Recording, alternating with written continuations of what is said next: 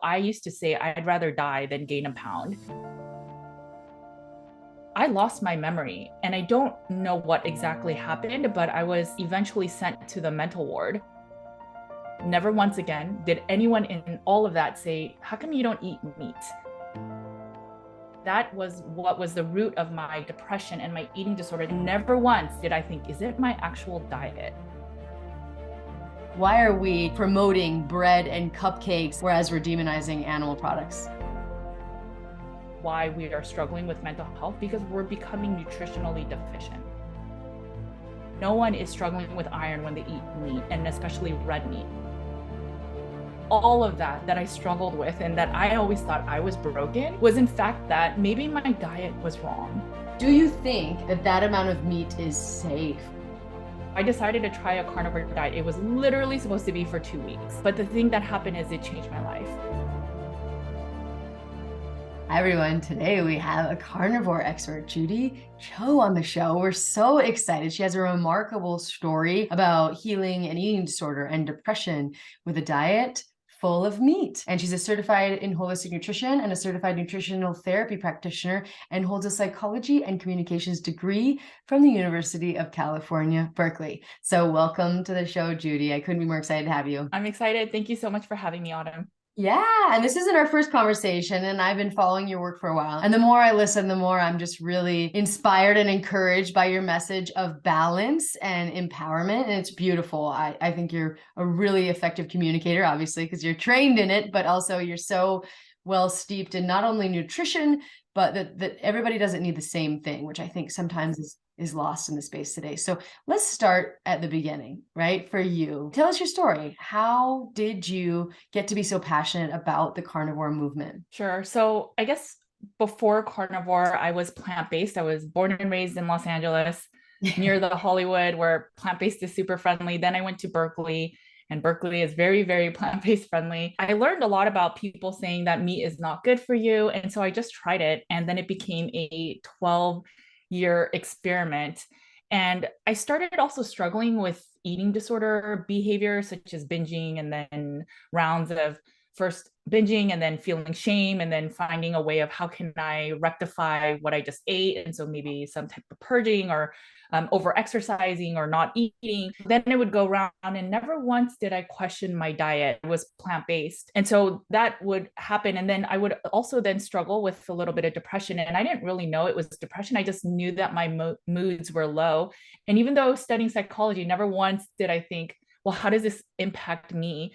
And so I just continued to be plant based. I ended up using a lot of behaviors to kind of keep my weight low. And that's just whether it's binging, purging, and all of those things. I eventually got married, and I would hide a lot of my behaviors from my husband. I think there was a point where I kind of got to a lower point. And so I even went to eating disorder therapists and just started talking about it. And I had this feeling of I can never let go of this weight if it means that I have to eat other things or I have to add other things. And I just was not there mentally to be okay with that. So I used to say I'd rather die than gain a pound. And it was that severe of an illness. But luckily, I was still able to get pregnant, even being plant-based, even still honestly struggling with some of my behaviors during the pregnancy. And thank God he was healthy. After having my baby, I think it was 6 months in, I still thought I was very type A and I could get all the stuff done I had before my baby. I would still use behavior. So I would nurse him. And then afterward, I think, oh, I need to hurry up and get the weight off. So I do a binge purge cycle. I think I ended up getting mastitis, where you have an infection in your breast. And so I needed to get on antibiotics. And I think it was the first one in a very long time. But something happened, whether it was the poor sleep, the malnutrition, getting on those meds, and obviously the high stress. But I lost my memory, and I don't know what exactly happened, but I was eventually sent to the mental ward. They said, okay, it's clear she's suffering from a severe eating disorder. She has major depression, probably postpartum depression.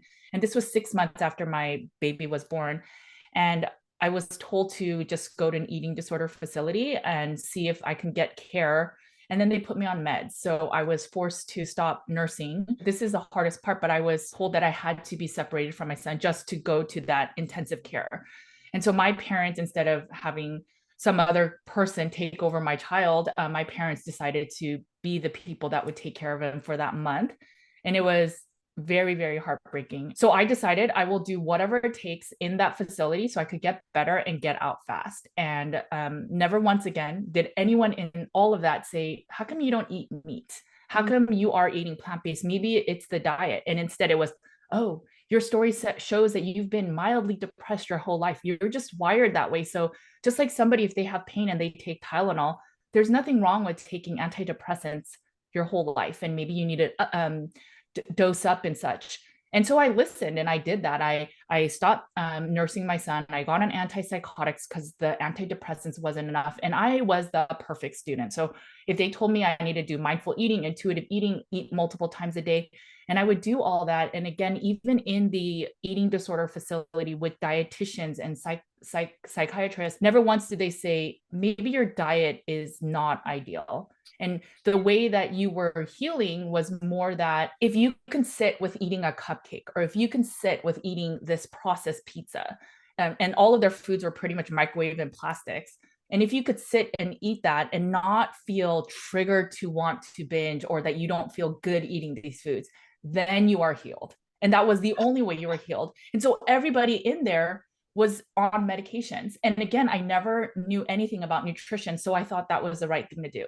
The problem was that it didn't work. So I'm on the full dose of the SSRIs, and then I'm on these antipsychotics. And the antipsychotics, oftentimes they make you gain weight, and nothing was working. And every once in a while, I'd be really good with intuitive eating and all that, and I would still end up binging and purging. And so again, it came down to something's broken in me. I'm not good enough. I'm not strong enough. And I would go through that oftentimes. And it was my brother that started a keto diet. I think it was popular back then. And he told me he was adding butter to his coffee. And I was like, that is crazy. You're going to have a heart attack. And so while I was on disability, I decided to just look into some of the research to prove that he was wrong. And only to find that everything I learned of the plant-based diet, supporting PETA, supporting all this plant-based narrative, was actually wrong. And in fact, my illness, my mental health, like all of that I struggled with, and that I always thought I was broken, was in fact that actually maybe my diet was wrong. And I followed a plant-based low-fat diet. So some people can attribute it to the fact that I was eating low fat, but just the fact that, so I tried the keto diet and it worked a lot. And I noticed that my behaviors reduced, my mental health seemed a little better, but eventually, I don't know if it was the small amount of carbs. I don't know if it's because it's the moderator abstainer personality where it's all or nothing, but some days the 30 grams of carbs would then trigger me to eat unhealthy and then binge and purge. So then I heard of this crazy diet called the carnivore diet, and I was doing keto as plant-based. So I decided, okay, I am so desperate. I don't want to be sick for my children and not be present. So I decided to try a carnivore diet. It was literally supposed to be for 2 weeks. But the thing that happened is it changed my life. And the more I did research about meat and the bioavailability of nutrients and all the other things, I realized like everything I knew about nutrition and cholesterol and high fat was wrong. And then as I was eating this way longer term, like I'm not on any medications, I don't struggle with depression or anxiety at all. I mean, sure, I have days that are lower mood, but I can't get out of bed no matter how much I try. I can't do activities that I decided I was going to do today because I'm so depressed and I have so much weight on me mentally and physically.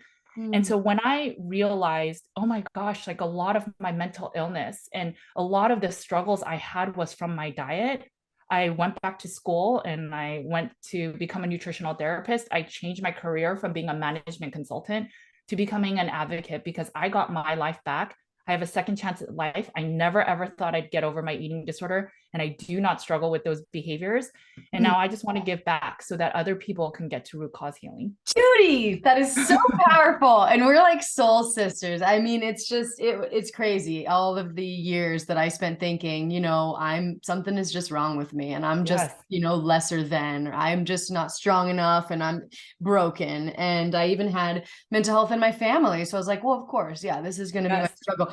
oh, and just the fact I can appreciate, like my mom is a special ed teacher. I get it. Some people in very severe circumstances, they benefit from medicine, but it definitely should not be the first line. And you should always test for nutrient deficiencies. You need to always ask about someone's diet. I just think the fact that that happens and you went all the way to antipsychotics and no one ever asked about your diet. Oh, I hope that's something that changes, because it just makes me so infuriated. So I'm a lot of stuff to unpack on there. Just a few questions about those vegan, vegetarian days. First, before we get into all of the benefits of meat for mental health and other things, were you ever tested for B12 deficiency? I know there are a striking amount of psychiatric symptoms that can arise simply from that deficiency. Did anyone test you for something like that? No, strangely. And no one also asked me, well, are you supplementing with B12? And I never did. That's the crazy thing. I never supplemented because I didn't realize that I needed to do that. I mean, normally when you're listening to the plant-based, I mean, once in a while they'll bring it up, but generally it's like, as long as you're not eating the animal kingdom and you're eating mostly plants. I didn't eat a lot of the processed foods of the plant-based world. I mean, sometimes I did, but generally I was eating big bowl salads, and I wasn't vegan. I was vegetarian. So I was eating some of the egg whites, but I wouldn't eat the egg yolks, which has most of the nutrition, because again, there's more fat in that, high cholesterol. And so all of these things, no one ever told me anything. And in the eating disorder facility, they would say, oh, no, you cannot eat low carb. You cannot say no to bread and carbs because that is an eating disorder. But never once would they say, oh, you're not eating meat. Oh, no, that's an eating disorder. You have to eat meat. There was none of that. So they respected if you wouldn't eat anything from the animal-based kingdom, but they were not okay. You could not be low carb. You could not eat no bread or no greens or anything. And worst case, they weren't even providing us fresh foods. They were giving us a lot of the processed packaged foods. And then they expected you to be okay with it. Not only okay, you said that your healing journey would be complete when you could eat a cupcake. It's like, what kind of ass backward relationship do we have with food? And you've done a lot of research and you kind of uncovered a lot of these things. Where do you think that comes from, Judy? Why are we promoting bread and cupcakes and the consumption of them as a healthful relationship, whereas we're demonizing animal products? What is that about? Yeah, so I interviewed with Dr. Belinda Fecchi, and some of it is there's a lot of religious fervor behind it. So the Seventh-day Adventists, they believe that the way you can get to heaven is by becoming plant-based. And so you shouldn't be eating meats. And so they support a lot of the corporations that push that logic. But I think a big place also is all of a sudden in the early 1900s, our president, Dwight D. Eisenhower, he had a heart attack, and no one could figure out what is causing all of this heart issues to come up, when in early 1900s, it didn't really exist. So there was a researcher, Ansel Keys, that did all these studies on saturated fats. And I think he released a paper for the seven countries that had heart issues and why it was linked to saturated fats, but he actually researched like 20 something countries. And so any country that didn't fit his data, he would remove it. And so that was where they started linking, oh my gosh, it's saturated fats that cause heart disease. And here's all the people in all the countries that eat high saturated fat, and look at them having heart disease. And so that's when we started saying, oh, well, we have these options of all these seed oils that started coming into place, like Crisco, and hey, they're low in saturated fats, and we still believe that. I think it's really what we eat with the meat that's causing it. It's not that it's the meat itself that's the issue. It's the grains and all the processed food. And the truth is, once the food industries learned of these things, it's easier and it's more lucrative financially to sell processed foods, right? It's easier to sell like these packaged processed goods versus selling meat, which may not have as much return on your investment. And so then it became really, really popular. And so if you fast forward time now, when they're making these Beyond Meat burgers that pound for pound compared to beef, it is so much more expensive. Even if you bought the highest quality grass-fed, grass-finished meats, it is more expensive per pound to buy the Beyond Meats. And for most people that don't know this, especially the lower economic class that will see this at fast food restaurants, they'll think, let me get the Beyond Meats that is much more expensive, a couple dollars more per hamburger, but I'm doing myself a service and I'm getting healthier. But in reality, if you look at the ingredients, they're harmful to human health. Yeah. They're harmful. And we have, we have a meat delivery service called Wild Pastures, and you can actually get really high quality meat for a lower price. And we Yes. evolved consuming this diet. And there are countless cultures worldwide that have consumed animal products. And like you said, it's the processed foods we're eating with it. It's the plant-based processed foods that they're encouraging, because there are an infinite combinations they can create and sell to you. So yes, meat is not the culprit, and we're going to get into that. But also two other questions on this vegetarian vegan. So you said you grew up in LA, and that's just the culture. What was the moment you decided, I think a vegan diet is right for me? Do you remember that moment, or particular influences, or was it just the culture at large? Yes. So we had a Rottweiler, and our Rottweiler got a hold of I had a little puppy, and I saw the death of my little puppy from my Rottweiler. I saw blood, and I just couldn't stomach meat. And then it just so happened that I think it was the Master Cleanse diet was really popular. So it was like lemon, cayenne pepper, and it was a detox diet. And I'm not somebody to just follow a diet. I need to look into the research. And so I read the doctor's book. And in that book, it said how if you eat meat, it's just putrefying in your system. And it just made logical sense at that time. And with my dog dying, so I just thought, okay, you know what? I'm just going to try to do this Master Cleanse and eat plant-based for a while. I did do vegan for a while, but once I started traveling, it became really difficult to eat just vegan. So that's where I went more vegetarian.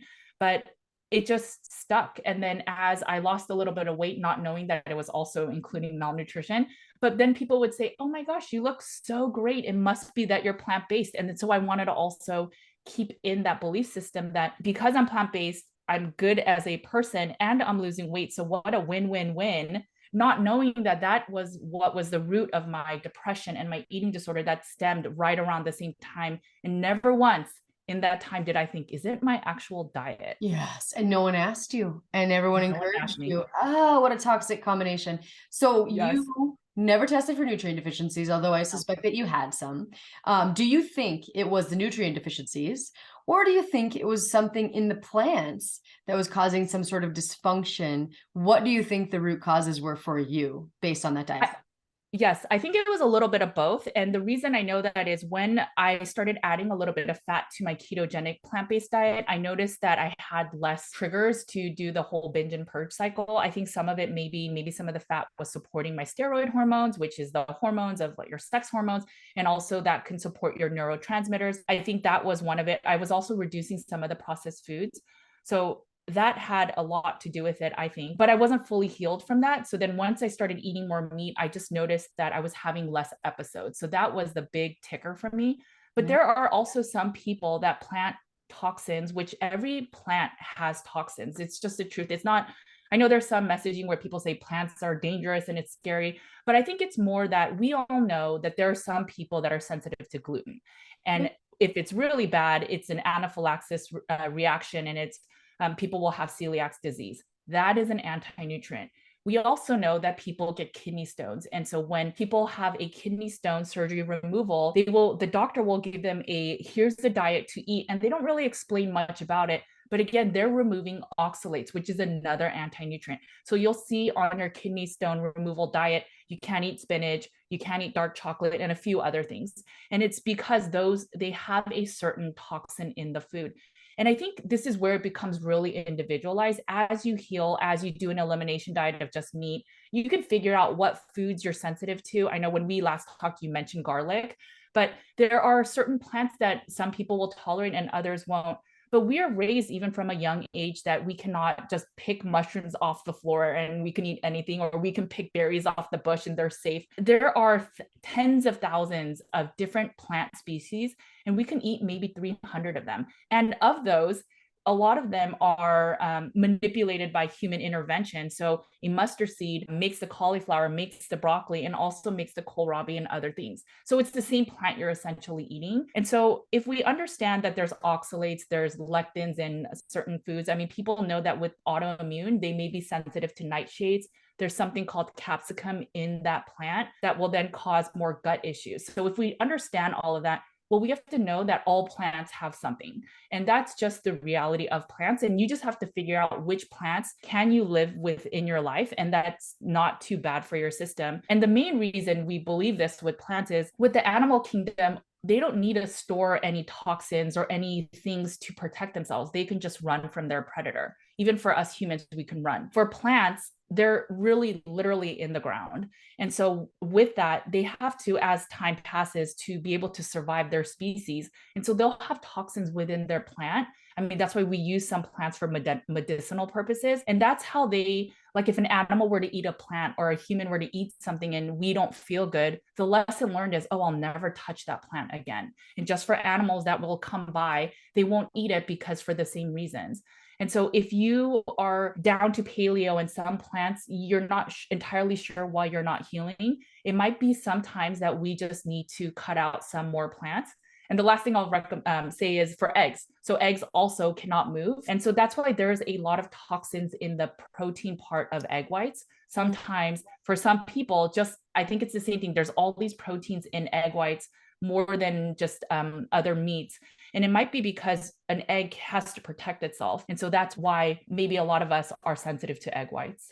I love that. And what I love most about that is how balanced you are, right? You hear all the time, plants are toxic, you can't eat. And this is coming from someone who wrote a book on carnivore saying, we just need to figure out which plants aren't working for you, why they're not working for you, and, you know, do carnivore for a period of time or forever. I mean, just like, it's so individual and nuanced. I just really appreciate that. My last question before we turn to meat and all of the benefits, your mental health issues resolve themselves, which, I mean, there's nothing more valuable than that. But were there other indicators in your health that you were moving in the right direction when you decided to give up being plant-based? I would say, oh, my skin health, that was big. So I suffered with eczema my whole life. And so I would randomly scratch myself all night. And so I used to always think maybe it's because I purge and or I'm using laxatives and that kind of reduces the water load in my system. But ever since eating meat-based, I mean, I don't have any issues with my skin. So Wow. that would be one. But my bigger thing is the mood. So it's not even just that I'm not depressed. I mean, some days I have lower mood, and some days I may feel a little bit of anxiety. I really think it depends on how much caffeine I'm taking. But generally speaking, I'm very motivated.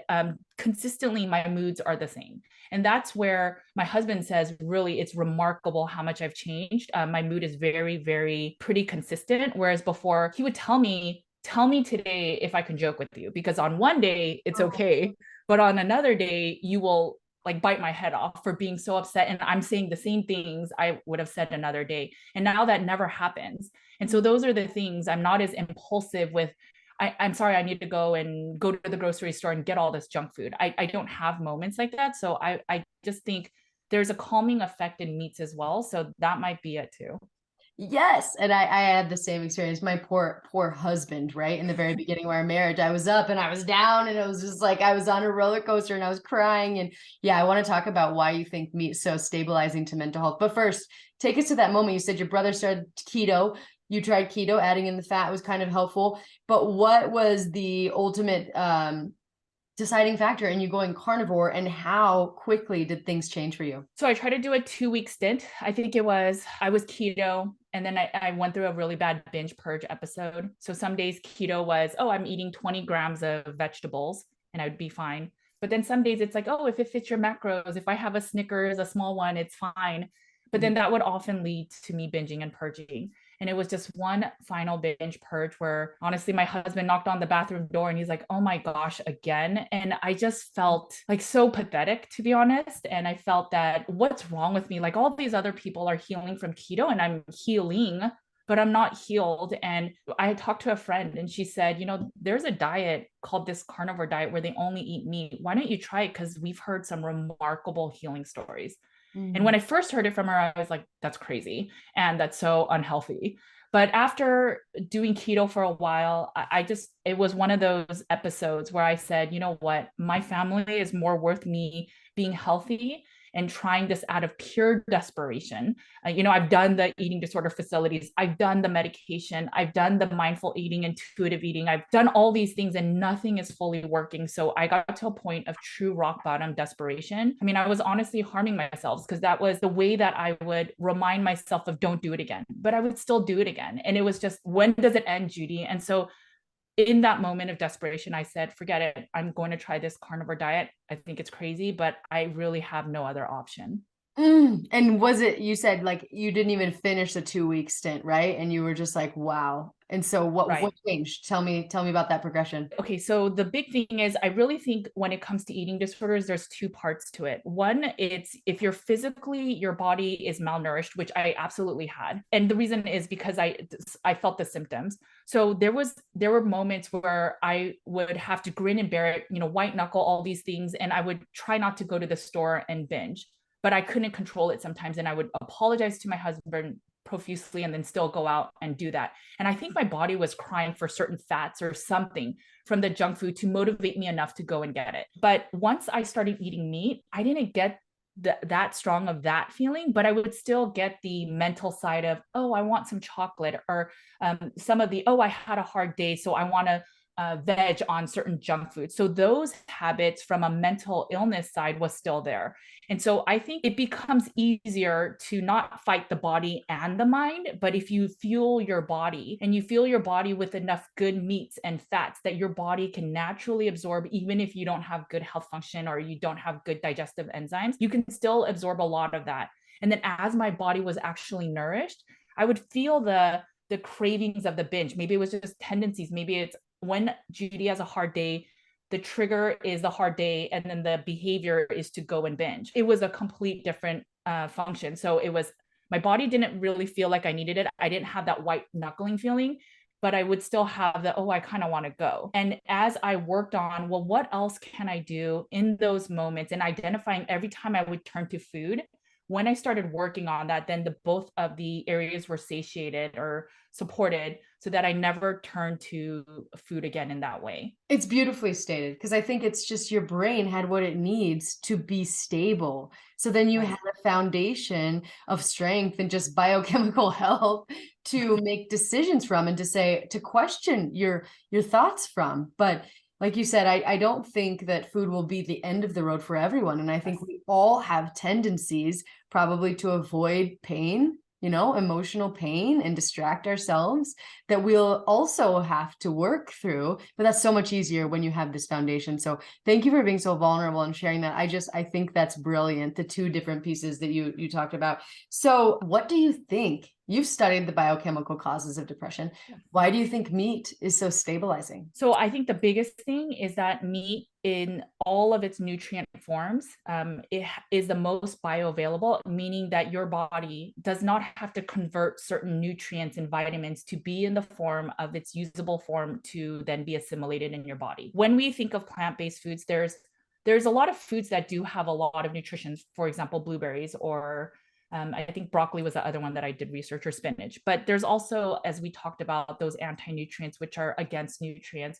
And so the mechanism that these plants use is that they bind to minerals. So here's like the one example that I do remember of my health, actually. I ate a pound of spinach every single day, yet when I was pregnant with my child, they told me I was anemic. And so I had to get on iron supplements because I was anemic. And I do remember thinking, that's weird. I eat a pound of spinach a day. How am I anemic? But again, I just trusted my OBGYN and I took the medication or the supplements. So those are the things. Whereas I work with now nearly 1,000 carnivore clients, and we do their blood work often. And there's really no one, unless they have parasites, but almost no one that struggles with iron. And it doesn't matter if you're 70, it doesn't matter if you're 80 years old, but no one is struggling with iron when they eat meat, and especially red meat. But if you know the biggest deficiency in all of the world, it's anemia. Most of the third world countries, they struggle with anemia, the moms, and it's really devastating, the percentages. But moms and children are struggling with anemia because they don't have enough meat. And so that's why Bill Gates recommends, I know that the poorer countries or the third world countries will not get rid of their meat, especially because they struggle with anemia. So the first world countries should stop eating as much meat. But I mean, that's just an imagery of truly, if we stop eating meat, how much of us would become anemic as well, when the easy solve is to just eat meat. So that's one example. Yeah. Oh my gosh. And yeah, it's and what I worked with Ty Beeler, I spoke with him, and he researches nutrient global or deficiencies globally. And even in developed countries, it's like 1 out of 3 women are iron That's deficient, right. and 1 out of 5. It's a very large percentage. And iron, nobody understand. Well, not enough people. It's very important for mental health too, right? If your brain's not getting the oxygen, then you could have symptoms. And then we have That's B12, right. right? Another one that is in animal foods, particularly organ meats, which we might touch on in a second. And then DHA, right? We all need omega-3 fatty acids. Plant forms are not as easily converted, so those longer chain forms. And then we have the fact that protein breaks down into amino acids, which are the building blocks for our neurotransmitters, right? And so I just think meat, for so many different, they've actually found in research that women who eat 2 or 3 servings of red meat a week, were protected against depression and anxiety. So have you looked into any other research that suggests meat might be protective of mental health as well? Yeah, so just continuing on that, I completely forgot. So I worked with one of my clients, and she mentioned that so she's an MD, and a lot of her clients, the women specifically, because most of America is plant-based. I mean, if you think of grains, soy, that's all plant-based. So although they're recommending, or people are recommending, that we go more plant-based, we are already 70% plant-based. So when people are choosing soy and other foods that are plant-based for their proteins and grains and peanut butter, I guess, a lot of women are becoming anemic. And so the biggest recommendation she gives her patients is just add a little bit of red meat. And the biggest thing they'll say is, but I don't like red meat. And I think it's because there's been so much fear mongering around meat. Yeah. But as you were mentioning, for even DHA, which is really supportive of brain growth and for children's brain growth and health. So a lot of people will say, well, DHA is rich in flax seeds. And it's like, yes, but let's talk about the conversion. So DHA is actually rich in ALA, which for many people, based on your genetic type 2, does not convert. And so if it does not convert, you think that you're getting that level of DHA, but it's not. It depends on how much your body can convert the ALA, which for most people, it's very little. And then it becomes DHA. And so that's the same thing with the iron. So when I got pregnant and they said, oh, you're low in, you're anemic, and then I had to get on medication, I didn't know the difference. But if you look at iron, there's different kinds. There's heme iron, and then there's non-heme iron. So for the plant-based version, again, it's not the iron that you can utilize by your body. So you would have to convert it in your body. And that utilization is very much lowered in a lot of studies compared to just eating iron from meat.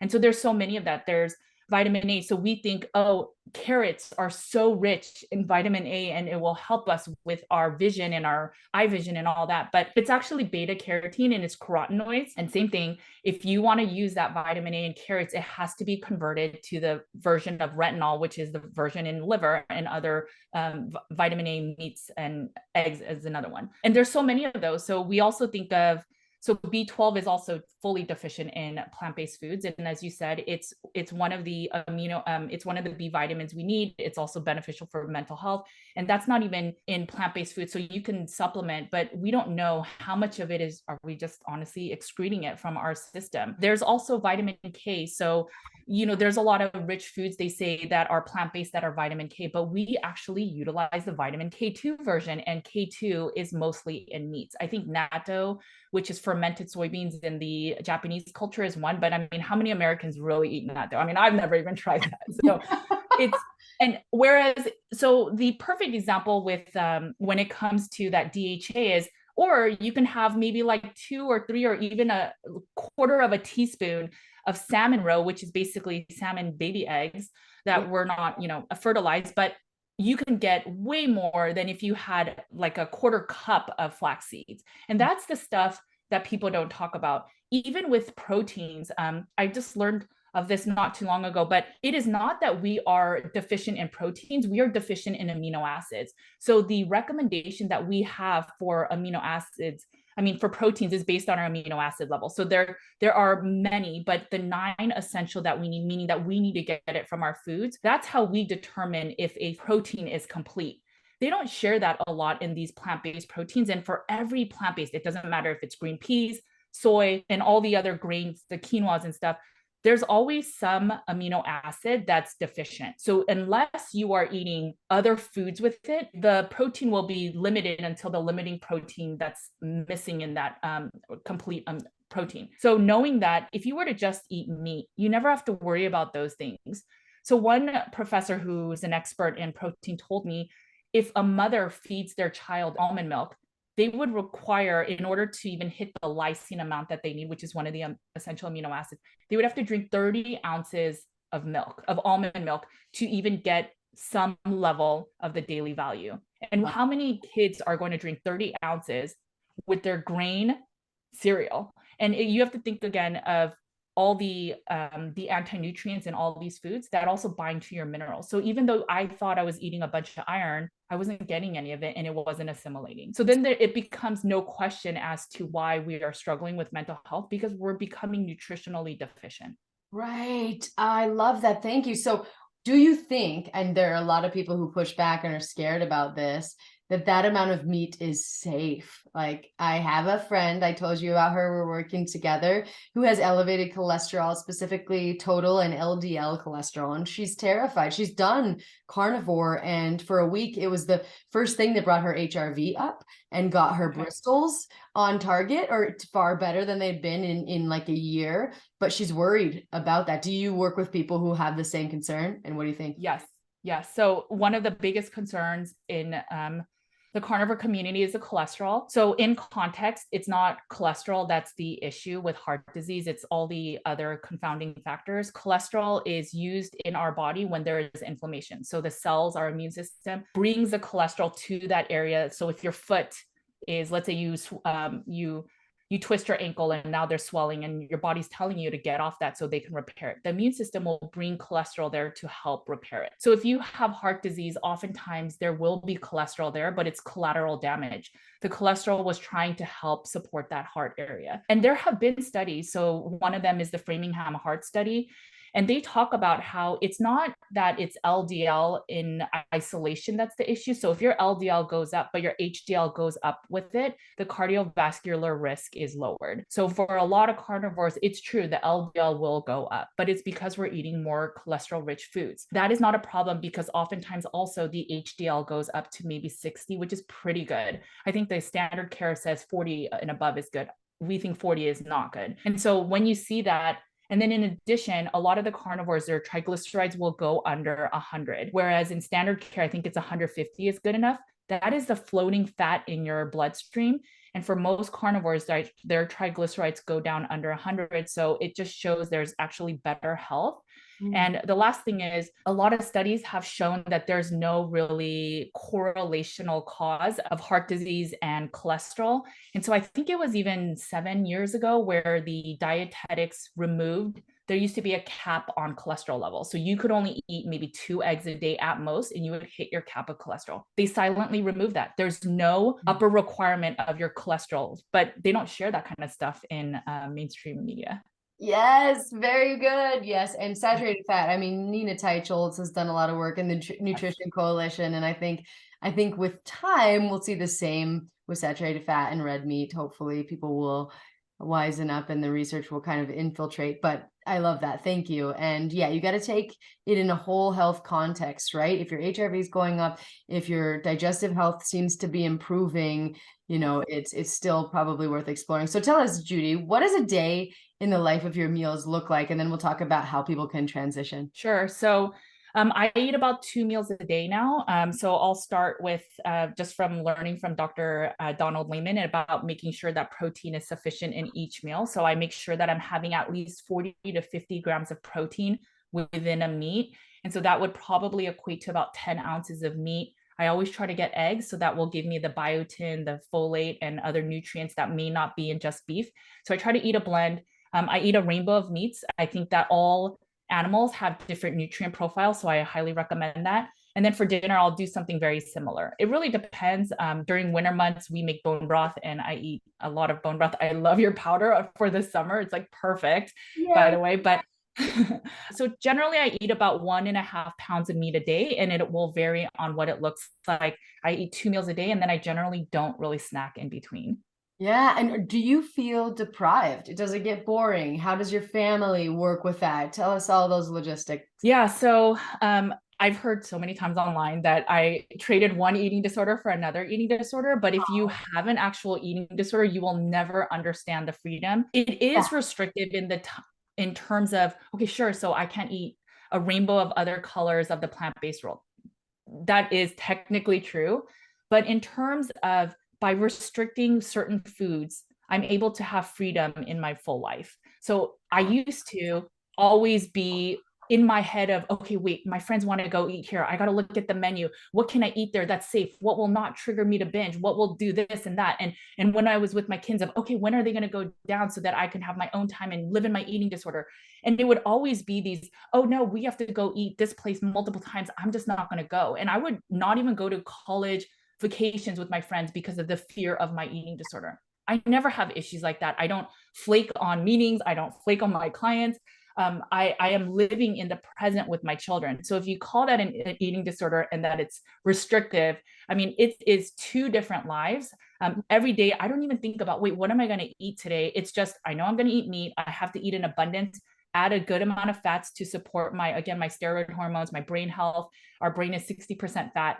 Or 60% cholesterol, to be specific. And then if I feel that I need a little bit more, I'll eat that. And now that I've been carnivore for 5-ish years, I also want to make sure that I'm making sure that I'm healing from my eating disorder. So over time, I was really strict. So I was like, I can't even eat seasonings. I can't have any herbs. I can't have any herbal teas. I can't have coffee. And it was so rigid that it was almost of, am I becoming orthorexic? Am I becoming super, super, I can only eat this and then I'm healing? And so I started testing myself where my kids would want to go, or my husband would want to go to a barbecue place and they use a little bit of sugar in their rub, not ideal. But I just wanted to see, is that going to trigger me to overeat? And you know what? After 3+ years, I tried it and it didn't. So once in a while now, I add a little bit of salad. I openly talk about it. And I know it's not for my ideal health or optimal health, but it's just for variety to know that I'm not in an eating disorder so that I can be able to go on trips and be with my family and do things. And I'm not restricted by my food. If I ever feel unwell, I will always dial back to meat only. If I need to be really sharp, really even performing better, then I'll maybe go back to meat only. But now I know it's a lever and I'm not scared to death to go somewhere that may have like a little bit of seasonings. Like I'll be okay. Yeah, you built up that reserve, and I think we just have to Yes. abandon the idea that all of us should be able to eat processed foods and not have any repercussions as a result. I'm really interested. I love this highly sensitive person topic, right? 15% of the population is highly sensitive for good reason, right? We are just people who, notice danger, are more sensitive to things. And there's an Yes. evolutionary reason for that, right? We kind of Yes. spot things, we spot danger, we help the tribe, right? So have you noticed this? Is there, after working with thousands of people who want to go carnivore, are they more of them highly sensitive, or are there certain characteristics that you can pinpoint in a lot of them at large? Are they a subset of a larger population, I guess is what I'm trying to say. Yes. So there's a population of carnivores that are biohacking. And so they're more like, I'm really young and I just want to be the fittest ever. That is not the population I work with. So there are a bunch of those people and they could tolerate a little bit of fruit and other things. And that's great. But the population I work with are more of trying to get to root cause healing. Standard care hasn't helped them get fully better. Medications they've been diagnosed with. I had a client that was diagnosed with unknown autoimmune. And so these people are just trying to feel better. And so a lot of them will tell me in our intake forms of I'm sensitive to a lot of supplements. I can't take any ones with any unnatural fillers. That's where I love your vitamin C product, by the way. But it's these certain things that they need. And then they'll say I can only eat non-aged meats. I can't eat any cured meats. And so I'll know when they're, for example, having a higher histamine reaction. And so as we work on their gut and sealing their gut, that their gut is stronger, we can then see, can you introduce more animal-based foods that you were once intolerant of? For example, those aged meats, cured meats, maybe ground beef, maybe bone broth. So some of them can only consume meat broth because bone broth will have higher histamine levels. And so then as we graduate, and not everyone can, but as we graduate, then we can say, okay, if you don't want to just stick to meat, Do you want to add some berries and see how you feel? And so we kind of do this slow reintroduction process to see how sensitive they are. And as some people heal, they can then add more things. And sometimes it's a bigger underlying illness. So when they go carnivore, they rule out all of the food intolerance issues. So it's not a gluten thing, it's not a dairy thing, it's not this, it's not that. I don't need to pull this and that. If you just go to meat, and the ones that you can tolerate. And then if you eat that for a while and you're not fully better, so maybe your sleep, your mood, your energy, your hormones, and your stools, if those aren't fully normal, then we can look into, is it a heavy metal thing? Is it a mineral thing? Is it that your gut still needs more support? Is it mold? Is it Lyme? And so that's where, without all the noise of the food causing inflammation in the body because you're eating something that your body doesn't agree with, then we can dig deeper. And I think that is the biggest power of the carnivore diet as an elimination diet. Yeah, like you say, without all that noise, because everybody reacts differently to all those different kinds of substances. That's genius. So where do we start? I mean, I'm sure different people start different places, but give us what you recommend. So it really depends. I think the mindset part is super big. So one thing I forgot to just bring up is some of my clients have been sick for a decade or more. And so they have this mindset of, I've worked with so many people. I don't know if you're going to really heal me. I don't know if I can ever get healed, but I'm still going to try. And so a lot of it is even just that limbic system retraining, right? So if you are now have been in this fight or flight mode for such a long time, sometimes it's just changing the mindset to not be so negative, but be more hopeful. And there's I guess brain rewiring that needs to occur of how do you view the world and how do you interact with the world every single day. And a lot of times that also impacts with food too. So one of the supports that really support that area is like vitamin B1, which is thiamine. It supports your autonomic nervous system. B1 is really rich in pork, for example, and other meats. So that's another thing. But I really think the first thing people should think about is, are they an all or nothing person? In a perfect world, the best way to eat a meat only diet is to go slow, right? So reduce your carbs. If you're eating 500 grams of carbs, to go to 0 grams all of a sudden, it might be pretty hard on your body. You'll probably feel an electrolyte imbalance. You'll pee out a lot of the excess water that was with your glycogen or your sugars. And so you might feel a sudden shock to the body. You'll feel really a lot of fatigue and other things like that. So it may be better to reduce by like 50 grams every week of carbohydrates and then get to eventually like a keto diet and then eventually get to a carnivore. But a lot of people mentally can't handle that. So to say I can only eat 50 grams or I can only eat 100 grams, some people just need to pull off the band-aid and go all in. So that would be my first recommendation is, where do you fit? Are you an abstainer where it's like all or nothing? When it comes to vices in the world, is it that if you have one drink, you want 10? Or if you have one chocolate piece of cake, then you have to eat the whole cake or the whole box of cookies? And if you're more like that, you'll probably do better with carnivore going all in.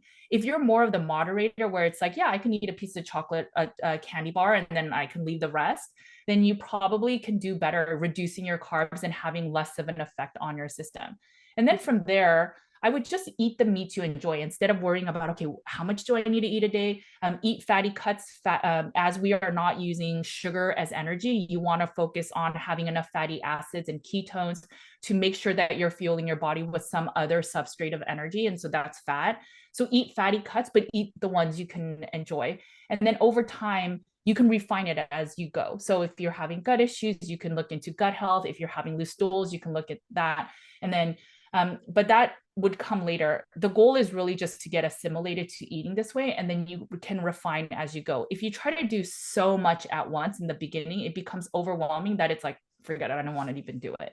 Okay, I love it. And so how long does it take, right, for people to get to that place? And if they're just like one day, like, I can't handle it, like, and rather than like getting totally off the train, like, is there something you'd recommend they do, or a food or a practice they could turn to kind of get them through? One thing I recommend for everyone when they're in a good place is, one, write down all the things that they want to work on with Carnivore Cure. What are all your ailments? It could be physical, mental, emotional. Like, what are things that you just want to heal? And then make that list when you're in a good place.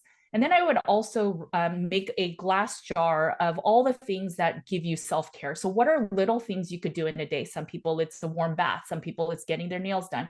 Some people it's calling their friends. So make post-it notes and then fold them up and then put them in this glass jar. And then when you're struggling, I would go through both of those things. So one thing is all of these things that you're struggling with, and let's say you're craving some bit of sugar, instead of looking at the sugar and just saying, I'm just going to eat it, look at those things and is it worth you eating that, whatever it may be.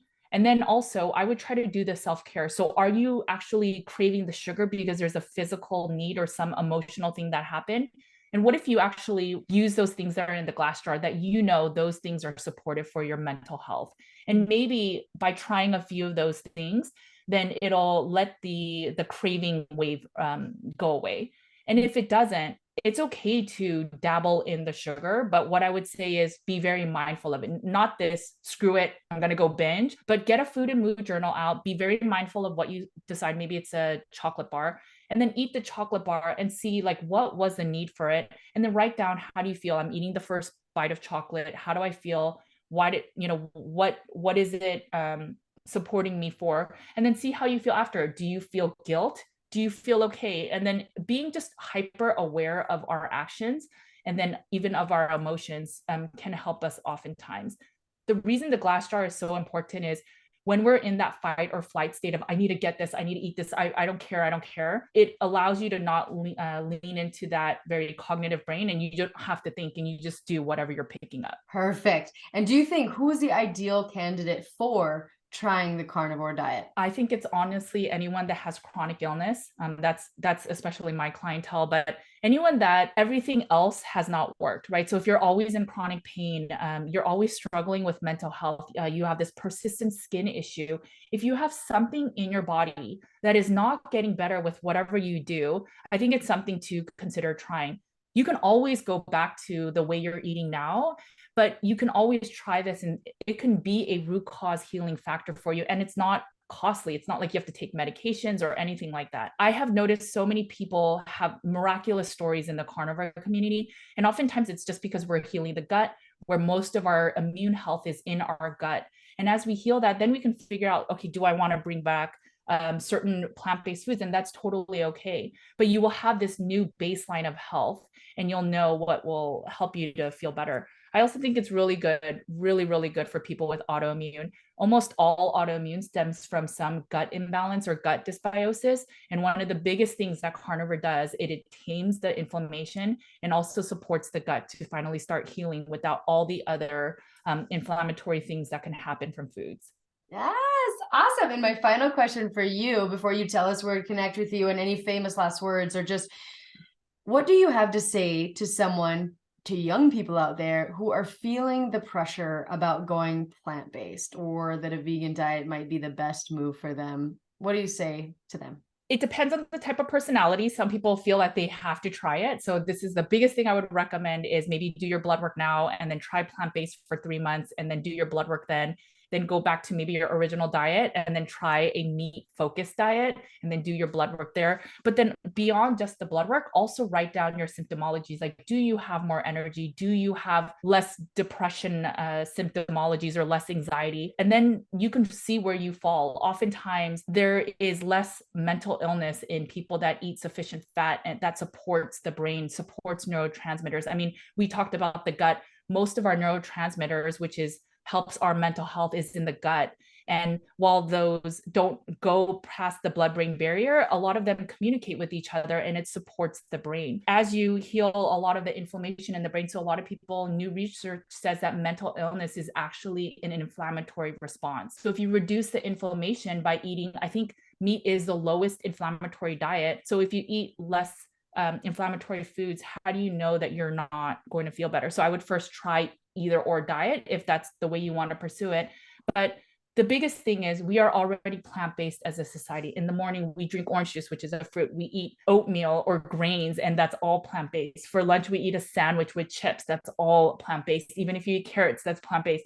And then for dinner, we might have a little bit of protein and rice and some type of vegetable. And if we eat that way, we're majority plant-based already. So we've already done the plant-based thing, yet we're unhealthy. And we've also, in the last 10 years, 10 more million people have become obese. It's not like we're eating more meat. In fact, it's showing a decline in meat.